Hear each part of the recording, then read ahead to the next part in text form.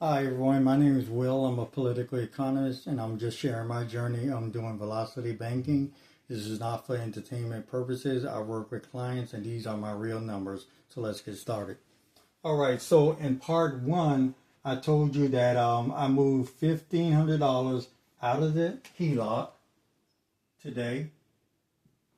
I also moved $606.89 out of Bank of America. That was 606 and that was 600 in rental income, 689 in cash rewards.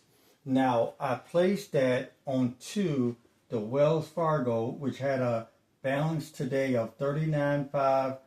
I think I'm off a little bit, but in general it had $3,950. So what I'm doing is I'm using the super check that Wells Fargo provided to me that I can use before August the 31st. And a super check is a check that they give you that you can use kind of like as a balance transfer. I'm going to use it to transfer about $7,125 to myself and then pay down some other debt. So this is what I'm doing.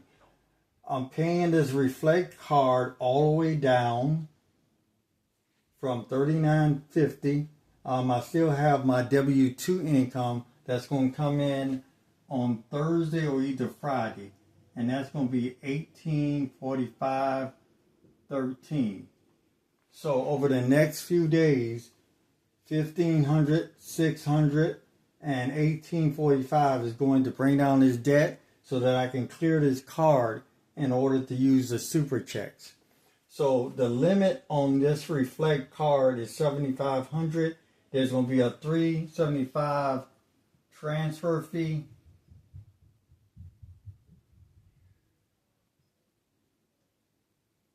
And I think that's 5%.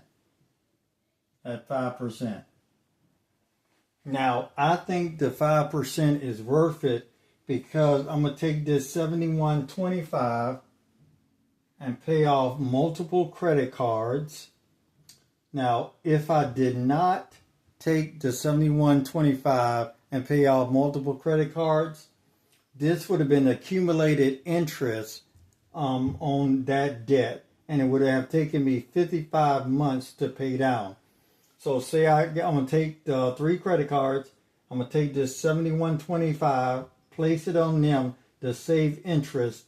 If I would not have done this strategy, then it would have taken me 55 months at about $220 a month.